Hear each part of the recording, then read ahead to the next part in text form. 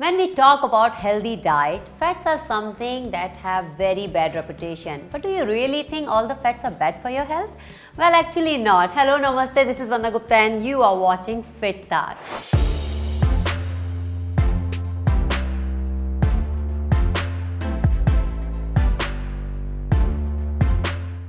चलिए सबसे पहले मैं पॉइंट की बात ही करती हूँ। हाँ, ये बात ठीक है कि कुछ फैट्स ऐसे होते हैं जो आपकी हेल्थ के लिए अच्छे नहीं होते, जिनकी वजह से आपका LDL लेवल यानी कि लो डेंसिटी लिपो प्रोफाइल जो है वो बढ़ जाता है, जिसकी वजह से बहुत सारी प्रॉब्लम्स हो सकती हैं, जैसे कि कार्डियोवास्कुलर प्रॉब्लम्स जो होती हैं या फिर आप कैंसर, ओबेसिटी, डायबिटीज़, इस तरह की प्रॉब्लम्स। लेकिन क्या सारे ही फैट्स आपके लिए ख़राब होते हैं?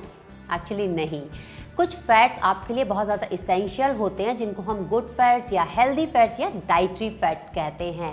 ये आपकी डाइट का एक बहुत ही इम्पॉर्टेंट हिस्सा है और बहुत ज़्यादा इसेंशियल हैं आपके बॉडी एंड ब्रेन के फंक्शन के लिए, प्रॉपर फंक्शन के लिए। साथ ही कुछ इस तरह के फैट सॉल्युबल वाइटामिन्स होते हैं, जैसे कि vitamin A, D, E and K, जिनके एब्जॉर्प्शन के लिए भी ये इसेंशियल फैट बहुत ज़्यादा ज़रूरी है, साथ ही आपके हार्मोन्स को बैलेंस करने के लिए भी। लेकिन with our modern day obsession with low fat and no fat diet have done really bad to our body than any good.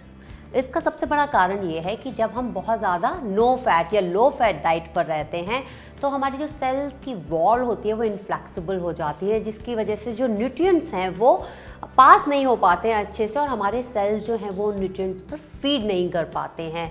Hence we see a lot of problem such as of course overall health पे तो impact आता ही है, साथ ही हमारे जो skin का texture है, बालों की क्वालिटी है वो डल होने लगती है और हमारा जो मूड स्विंग्स हैं, अक्सर आपने देखा भी होगा कि जो लोग बहुत ज़्यादा डाइट कॉन्शियस होते हैं, specially when it comes to the fat यानी कि नो फैट डाइट या लो फैट डाइट पर रहते हैं, तो उनको बहुत ज़्यादा मूड स्विंग्स होते हैं। इसका बहुत बड़ा कारण है उनका हार्मोनल इम्बैलेंस होना, उनकी बॉडी में हार्मोन्स का इम्बैलेंस हो जाना। तो इसलिए बहुत ज़रूरी है कि हम इन फैट्स को अपनी डेली डाइट का हिस्सा बनाएं। लेकिन जब मैं इस बारे में बात करती हूँ कि good fats are very essential for your daily diet, इसका मतलब ये नहीं है that you will go overboard with it. What you have to do is, आपकी जो डेली डाइट है एक एडल्ट के लिए उसका 20 to 35% ये जो गुड फैट्स हैं वो हिस्सा होना चाहिए। Now I will talk about that how to choose what are the good fats and how to choose the good fats. For an adult good fats की जो मात्रा है वो आपकी डेली डाइट में 20 to 35% होनी चाहिए, उससे ज़्यादा नहीं, क्योंकि फैट्स कितने भी अच्छे हों, अगर आप ज़्यादा मात्रा में खाएंगे तो आपका वेट गेन भी हो जाएगा।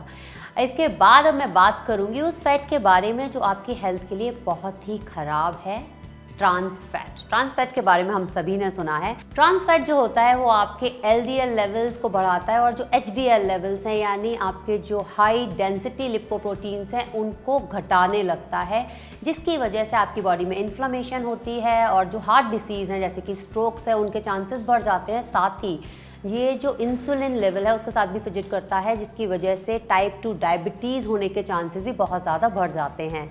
अब मैं बात करूँगी कि जो ट्रांस फैट है वो हम किस तरह से अपनी डाइट में शामिल कर लेते हैं बिना ये जाने पहचाने कि हम ट्रांस फैट खा रहे हैं। सबसे पहले trans fat worst kind of fat है, तो इसको अपनी डाइट में आपको बिल्कुल भी नहीं खाना है। इसकी स्मॉल क्वांटिटी भी आपकी हेल्थ के लिए बहुत ज़्यादा हार्मफुल हो सकती है।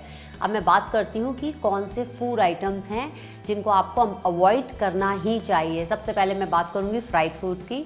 अक्सर आपने सुना होगा हम कहते हैं कि फ्राइड ना खाएं, आपकी हेल्थ के लिए अच्छा नहीं है। अगर आपको खाना है तो कभी कभी आप घर पर जो फ्रेश फ्राइड फूड होते हैं उनको खा सकते हैं, दैट इज़ कम्प्लीटली ऑलराइट। क्यों नहीं खाना है उसका एक सबसे बड़ा रीज़न ये है, जब आप बाहर किसी भी तरह का फ्राइड फूड खाते हैं आपको पता नहीं कि वो जो ऑयल है जिसमें उस फूड आइटम को तला जा रहा है, फ्राई किया जा रहा है, वो कितनी बार ओवर एंड ओवर हीट किया जा चुका है, कितनी बार गर्म किया जा चुका है। क्योंकि बार बार ऑयल को गर्म करने से उसका टेक्सचर आप कभी भी देखिएगा थिक होने लगता है, वो डार्क होने लगता है, यानी कि जो उसका स्मोकिंग पॉइंट है वो उसके हाईएस्ट लेवल पर पहुंच जाता है, जहां पर वो ट्रांस फैट में कन्वर्ट होने लगता है। और उस ऑयल में जितना भी हम तला हुआ खाएंगे हम डायरेक्टली ही, इनडायरेक्टली छोड़िए, हम डायरेक्टली ही ट्रांस फैट कंज्यूम कर रहे होते हैं। इसलिए it's always advisable not to eat any kind of fried food outside. If you want to have, you can fry your food at home freshly. इसके बाद मैं बात करूंगी कमर्शियली बेक्ड प्रोडक्ट्स के बारे में, जैसे कि केक्स हैं, पेस्ट्रीज, बिस्किट, कुकीज़, इस तरह के जितने भी प्रोडक्ट्स होते हैं वो सारे ही ट्रांस फैट होता है उन सभी में, लेकिन मैं पूरी तरह से समझ सकती हूँ कि केक्स एंड पेस्ट्रीज हम लोग को बहुत पसंद होते हैं, but not a very healthy choice. So if you can avoid it, you must avoid this. इसके बाद में मैं एक और बात करूँगी कि जब हम बहुत सारे पैकेज्ड फूड और लो डाइट और डाइट फूड इस तरह से मार्केट में अवेलेबल हैं जिन पर लिखा होता है नो ट्रांस फैट, अब यहाँ आपको स्मार्ट होने की बहुत ज़्यादा ज़रूरत है, क्योंकि लो और नो ट्रांस फैट में भी कभी कभी हम इनविजिबल तौर पे आर्टिफिशियल ट्रांस फैट खाते हैं। अगर आप इंग्रेडिएंट चेक करेंगे तो वहाँ देखेंगे कि अगर लिखा हुआ है हाइड्रोजनेटेड वेजिटेबल ऑयल या हाइड्रोजनेटेड रिफाइंड ऑयल या पार्शियली हाइड्रोजनेटेड ऑयल, तो वो आपको नहीं खाना है, क्योंकि आप इनडायरेक्टली ट्रांस फैट कंज्यूम कर रहे हैं।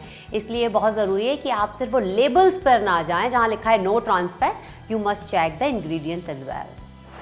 Now I talk about saturated fats. Actually जो सैचुरेटेड फैट्स होते हैं these are not as harmful as the trans fat, लेकिन आपको इनको मॉडरेशन में खाना चाहिए, क्योंकि अगर हम जब इनका कंपैरिजन करते हैं विद द गुड और द हेल्दी फैट्स तो इनका थोड़ा सा नेगेटिव इम्पैक्ट होता है आपकी हेल्थ पर।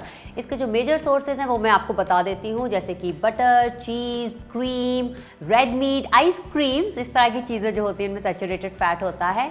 लेकिन एज आई सेड आपको ज़्यादा दुखी होने की ज़रूरत नहीं है, मॉडरेशन में आप इनको खा सकते हैं। Now I talk about the good and the healthy fat जो आपके लिए बहुत ज़रूरी है, आपकी डाइट का इसेंशियल हिस्सा होना ही चाहिए। अनसैचुरेटेड फैट्स जो होते हैं वो गुड फैट्स होते हैं और आपकी हेल्थ के लिए बहुत अच्छे होते हैं। आपने सुना होगा शायद से मूफा और पूफा के बारे में, कई सारे ऑयल्स मार्केट में अवेलेबल हैं जो इस पर लिखा भी होता है, स्पेशली पूफा इज़ देयर और मूफा इज़ देयर, इस तरह के काफ़ी आइटम्स आजकल मार्केट में हैं।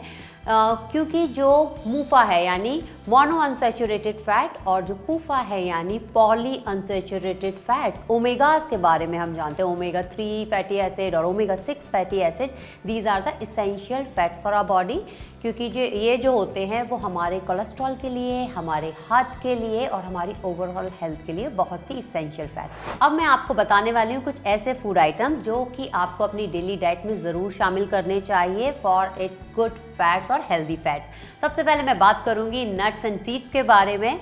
जो नट्स एंड सीड्स होते हैं वो बहुत ही अच्छे सोर्स होते हैं अनसैचुरेटेड फैट्स का, आपकी हार्ट हेल्थ के लिए भी बहुत अच्छे हैं। साथ ही जो मेटाबॉलिज्म रेट है आपका उसको बढ़ाते हैं, जिसकी वजह से जो एक्सेस फैट होता है वो बर्न करने में काफ़ी मदद मिलती है। तो नट्स जैसे कि वॉलनट, पीनट्स, आमंड्स और seeds, mix seeds, specially flax seed, chia, sunflower, pumpkin, इस तरह के जो सीड्स होते हैं इनको अपनी डाइट का हिस्सा आपको ज़रूर बनाना चाहिए। नाउ आई टॉक अबाउट घी। घी जो होता है वो हमारी इंडियन किचन का बहुत ही इंपॉर्टेंट हिस्सा है, लेकिन कुछ टाइम से घी को लेकर काफ़ी सारे मिथ्स, काफ़ी सारे कन्फ्यूजन्स हैं, जैसे कि घी में तो काफ़ी मात्रा में सैचुरेटेड फैट होता है, तो घी को हम अपनी डाइट का हिस्सा कैसे बना सकते हैं। एक्चुअली घी जो होता है उसका जो कार्बन स्ट्रक्चर है, कार्बन एटम स्ट्रक्चर, वो काफ़ी यूनिक है और बहुत कम है, यानी बहुत स्मॉलर है than the normal saturated fat. तो जो घी में सैचुरेटेड फैट होता है वो नॉर्मल सैचुरेटेड फैट से बहुत अलग है। साथ ही इसमें पाया जाता है ब्यूटरिक एसिड एज वेल काफ़ी मात्रा में, जो कि आपकी डाइजेस्टिव सिस्टम को हेल्दी रखने में मदद करता है। साथ ही आपके जो जॉइंट्स हैं उनको स्ट्रॉन्ग बनाने में मदद करने के साथ साथ आपके इम्यून सिस्टम और मेमोरी को बूस्ट करने में भी काफ़ी मदद करता है। अब हम बात करते हैं वेजिटेबल ऑयल्स के बारे में। एक्चुअली हमारी इंडियन किचन में ऑयल के बिना खाना बन ही नहीं सकता, इसलिए बहुत ज़रूरी है कि हम सही तरीके का ऑयल अपनी किचन में इस्तेमाल करें। आपको एक्चुअली जो अनहाइड्रोजनेटेड ऑयल्स होते हैं या कोल्ड प्रेस या फिर कच्ची घानी जो ऑयल होते हैं उनका इस्तेमाल अपनी किचन में करना चाहिए, जैसे कि cold press peanut oil, mustard oil, sunflower oil, sesame oil, canola oil या फिर ऑलिव ऑयल का इस्तेमाल अपनी किचन में करना चाहिए। Yogurt is also a very good source of good and healthy fats. इसके साथ ही इसमें भरपूर मात्रा में प्रोटीन एंड कैल्शियम भी पाया जाता है, जो कि आपकी हेल्थ के लिए बहुत अच्छा है। साथ ही जो लोग वेट लॉस डाइट पर रहते हैं उनके लिए भी एक बहुत ही अच्छा एडिशन है उनकी डेली डाइट के लिए। क्यों, लेकिन एक बात का ध्यान आपको ज़रूर रखना है कि जब आप योगर्ट को चूज़ करेंगे तो मेक श्योर कि आप full fat natural yogurt choose कीजिए, ना कि लो फैट योगर्ट। इसके बाद मैं बात करूंगी डार्क चॉकलेट्स के बारे में। डार्क चॉकलेट्स में हेल्दी फैट्स होने के साथ साथ फ्लेवोनॉइड्स, एंटीऑक्सीडेंट्स और साथ ही कई सारे मिनरल्स पाए जाते हैं, जैसे कि मैग्नीशियम, पोटेशियम, कैल्शियम, जिसकी वजह से जो हमारी एक्स्ट्रा शुगर क्रेविंग्स होती हैं वो भी कंट्रोल में रहती हैं और साथ ही जो हमारा वेट लॉस रिजीम है वो भी गड़बड़ नहीं होता है। So dark chocolate is a very good source of good fats. इसके साथ ही डार्क चॉकलेट आपकी शुगर क्रेविंग्स को कंट्रोल करेगा, but make sure that when you will choose dark chocolate एक तो अच्छी क्वालिटी की हो, साथ ही उसमें एटलीस्ट 70% कोकोआ ज़रूर होना चाहिए। अगर आप फिश खाते हैं तो जो फैटी फिश होती हैं उनको अपनी डाइट का हिस्सा आपको बनाना चाहिए, क्योंकि ये बहुत ही अच्छा सोर्स होती हैं unsaturated and omega 3 fatty acids का, जिसके लिए आपको अपनी डाइट में इंक्लूड करना चाहिए सामन, टूना। मैं जब टूना की बात करती हूँ तो I am talking about the fresh tuna, not the packed one. इनको अपनी डाइट में शामिल करना है, और जिनमें मर्क्यूरी की मात्रा थोड़ी ज़्यादा होती है, जैसे कि शार्क, स्वॉर्डफिश और किंग मैकरेल, इनको अपनी डाइट से बिल्कुल अवॉइड कर दीजिए, because that's not good for your health. So now you might have understood that eating right is the key rather than adopting any low fat or no fat diet. इस बात का आपको ध्यान रखना है कि जो गुड फैट्स हैं वो अपनी डाइट में आपको सही मात्रा में इंक्लूड करने हैं, और जो बैड फैट्स हैं उनको लिमिट में खाना है या फिर बिल्कुल नहीं खाना है।